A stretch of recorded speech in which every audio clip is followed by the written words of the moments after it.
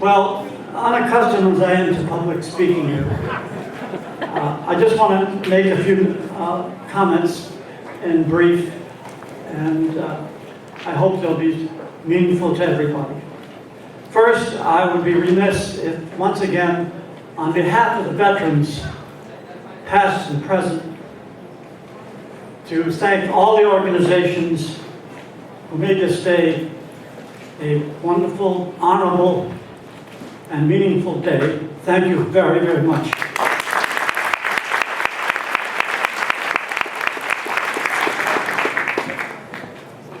I would just pass on a little history about our vets that you might or might not know, and particularly for those of our young people.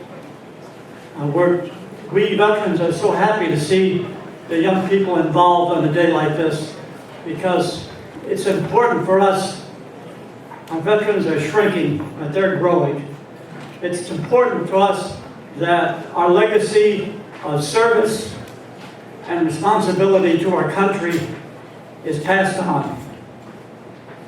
I charge now our young people, our beautiful Goya and young people, to study the history of their family, particularly note any of your fathers or grandfathers or uncles or what have you.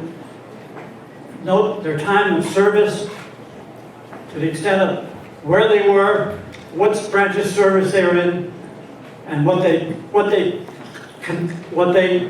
brought to service to our country. One of the big mistakes I've ever made in my dealing with a situation like that is, and although it has nothing to do with the service, I once was ready to ask my father, God rest him, about his background.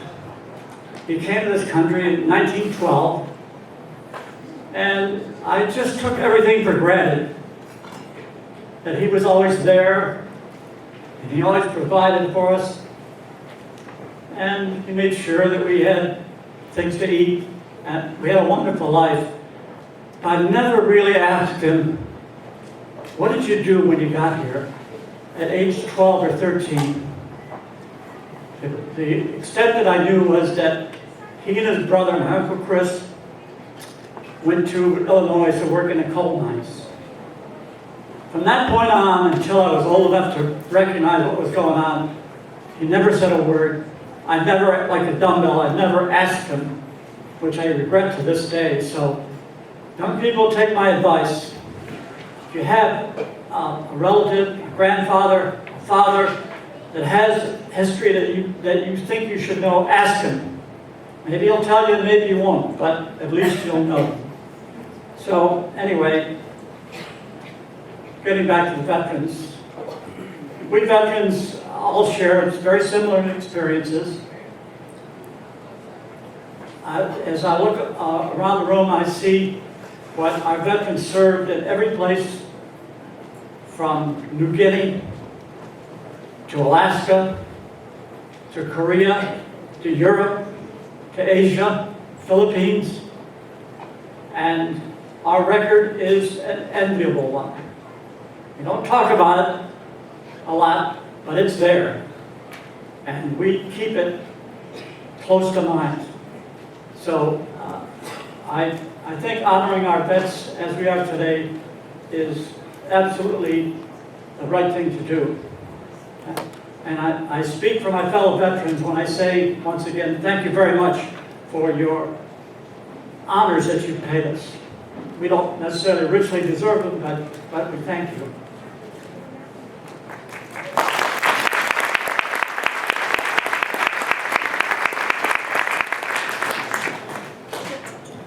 Well, in closing, I would be remiss if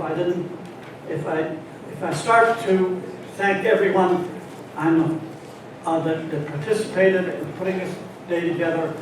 I would be terribly sad if I miss anybody. So I'm going to say, on behalf of the veterans, God love you, thank you, and In the final analysis, there is one phrase that we used to have when I was in Korea.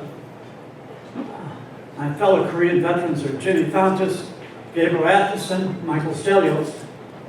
We were all there. Like my mother used to ask me, well, did you see so-and-so when you were there? No. Did you talk to John MacArthur? No. But there's a phrase that was in vogue then and it's still in vogue now. And that's simply this. And pass this phrase along to your younger people. Freedom is not free.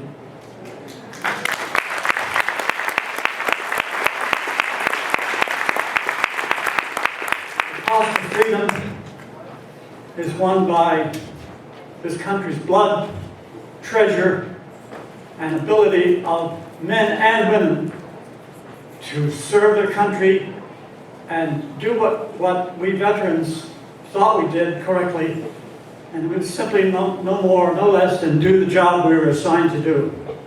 And we did it, I think, in a correct way.